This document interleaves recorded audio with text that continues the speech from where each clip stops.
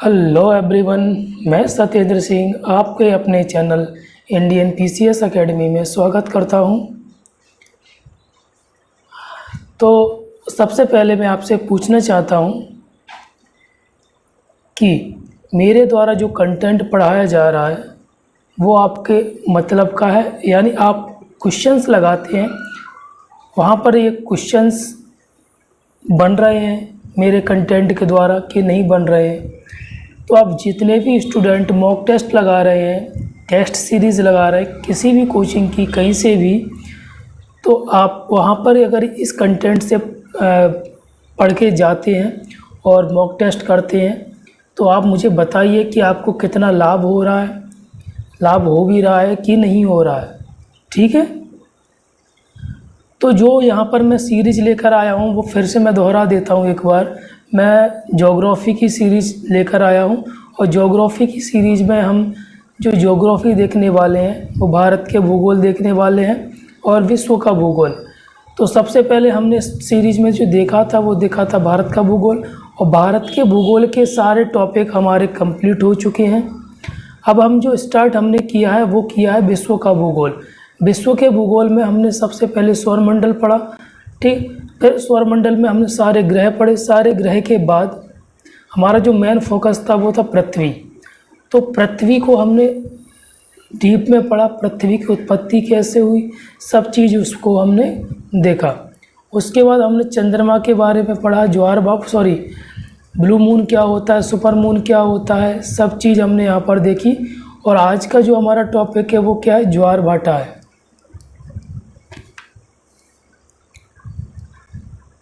क्या टॉपिक है आज का हमारा, ज्वार भाटा। एक मिनट,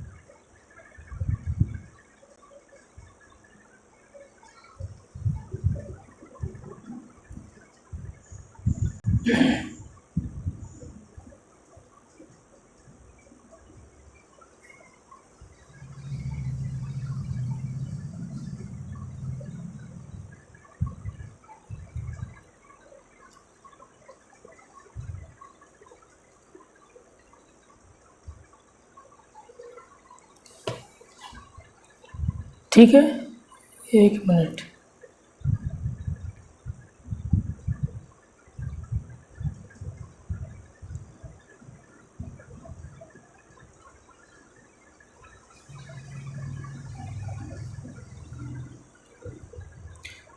तो आज का जो हमारा टॉपिक है वो है ज्वार भाटा। तो ज्वार भाटा से जितने भी क्वेश्चंस आप एग्ज़ाम में जिन लोगों ने एग्ज़ाम दिए हैं उनको पता है कि ज्वार भाटा से क्वेश्चंस कैसे पूछे जाते हैं। ओके, देखिए मैं आप लोगों को एक बार की बात क्लियर कर देना चाहता हूँ कि आप लोगों को ऐसा लगता है कि यहाँ पर मैं जो क्लासेस लेकर आया हूँ सिर्फ मेरा अपने खुद का मतलब है। तो आप मेरी क्लासेस देखते हैं उसमें आप ये देखेंगे कि मैं तो ना किसी से लाइक की बोलता हूँ ना शेयर की बोलता हूँ, क्योंकि मैं अपने कंटेंट पर, अपने पढ़ाए गए कंटेंट पर मतलब अपनी टीचिंग पर भरोसा करता हूँ। अगर आप लोगों को पसंद आ रहा होगा तो आप अपने आप शेयर करेंगे, लेकिन बस यही है कि जो बस मैं इतना बोलता हूँ उतना आप लोगों को करना है। नहीं, क्या होता है कि टीचर तो सामने वाला कुछ भी बोलता है, बेवकूफ़ है, हमें क्या करना, हम तो अपने मतलब से पढ़ेंगे। तो मैं आपको एक बात क्लियर कर देना चाहता हूँ, चाहे मैं आपको पढ़ा रहा हूँ चाहे कोई भी टीचर आपको पढ़ा रहा है, अगर आप उसका तरीका, उसका पढ़ाने का तरीका और जो उसके द्वारा चीज़ बोले गई है वो आप फॉलो नहीं करोगे तो आप जीवन में सिलेक्शन नहीं पा पाओगे।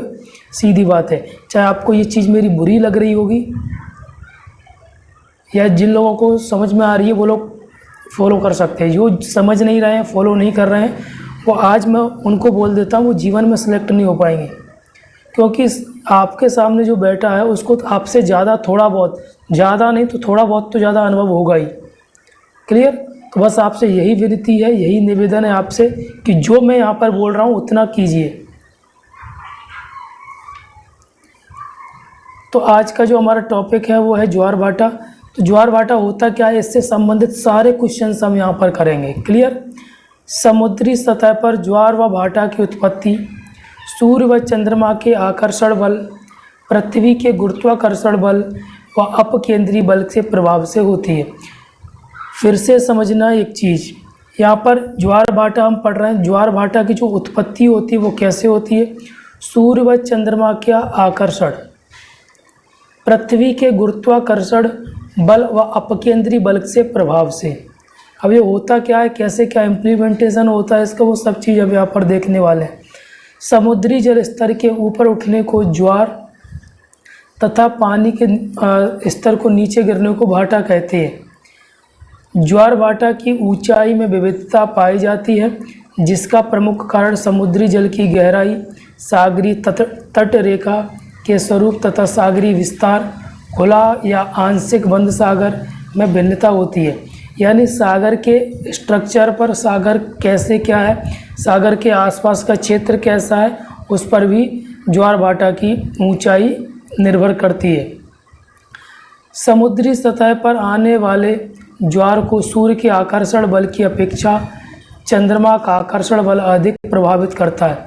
यहाँ पर देखिए, समुद्री सतह पर आने वाले ज्वार को सूर्य के आकर्षण बल की अपेक्षा चंद्रमा का आकर्षण बल अधिक प्रभावित करता है, क्योंकि सूर्य की अपेक्षा चंद्रमा पृथ्वी के अधिक निकट होता है। समझ में आ गया ना। अगर आपसे क्वेश्चन पूछा जाता है कि चंद्रमा ज़्यादा आकर्षित करता है या सूर्य, तो आपको यहाँ पर आंसर आपको मिल चुका है। जब सूर्य, पृथ्वी, चंद्रमा एक सीधी लाइन में, यानी इसको क्या बोलते हैं हम, सिजगी बोलते हैं, ठीक है, इस दिन सूर्य ग्रहण की स्थिति भी होती है, तो दीर्घ ज्वार की उत्पत्ति होती है। जब ये तीनों एक ही लाइन में आ जाते हैं तो इस स्थिति को हम सिजगी बोलते हैं, यहाँ पर सीधी, ठीक है। और इस समय पर, इस घटना के आधार पर, इस घटना के परिणाम स्वरूप ज्वार जो होता है वो सबसे ज़्यादा होता है। इसमें ज्वार की ऊंचाई सामान्य ज्वार से अधिक होती है और ये 1 महीने में 2 बार होता है, अमावस्या और पूर्णिमा को। अब अमावस्या पूर्णिमा को ही क्यों, 1 मिनट।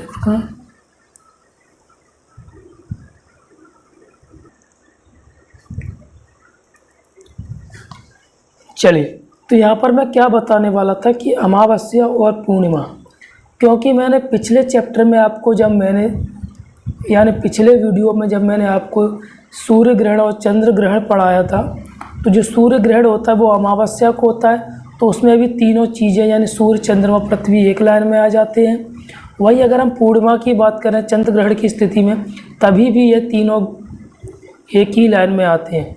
तो अमावस्या को और पूर्णिमा को यानी 1 महीने में 2 बार सबसे अधिक ज्वार यानी दीर्घ ज्वार की स्थिति उत्पन्न होती है।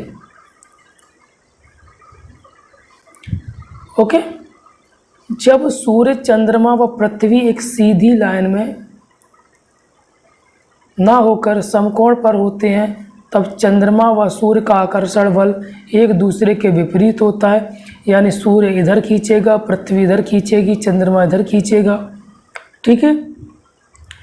ऐसी स्थिति में निम्न ज्वार की स्थिति उत्पन्न होती है। इसमें ज्वार की ऊंचाई सामान्य ज्वार से भी कम होती है।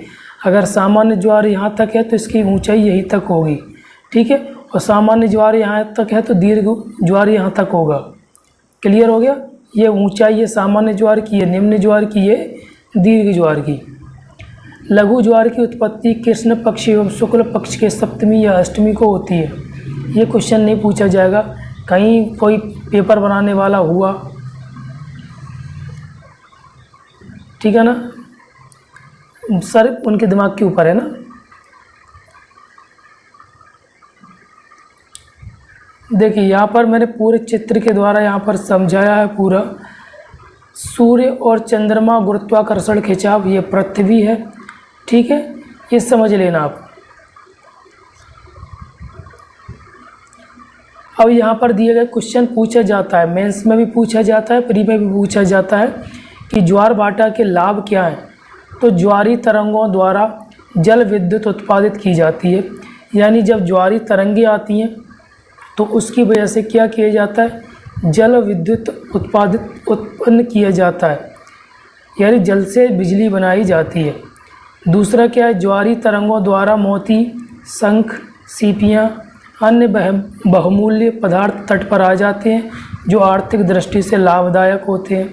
फिर अगला क्या दिया गया, सागरी तटों पर उपस्थित गंदगी एवं अन्य महत्वहीन वस्तुएं इन तरंगों के साथ गहरे जल में चली जाती हैं, जिससे तट क्या हो जाते हैं, स्वच्छ हो जाते हैं, साफ, क्लीन, स्वच्छ भारत अभियान। ठीक है। ज्वारी लहरों द्वारा उन्नत किस्म की मछलियाँ तटों पर आ जाती हैं, मत्स्य उद्योग में वृद्धि होती है जिससे। फिर अगला क्या दिया है, ज्वारी तरंगों के सारे भारी और बड़े जलयानों को बंदरगाह तक पहुंचने में सहायता मिलती है। तो ये जैसे आप किसी भी स्टेट पीसीएस का एग्ज़ाम दें, यूपीएससी के एग्ज़ाम दें, वहाँ पर मेंस में ये क्वेश्चन आपसे पूछ लिया जाएगा कि ज्वार भाटा क्या होता है, उसके निम्नलिखित लाभों को समझाइए या बताइए। तो आप वहाँ पर ये बता सकते हैं कि ज्वार भाटा से कौन से लाभ होते हैं।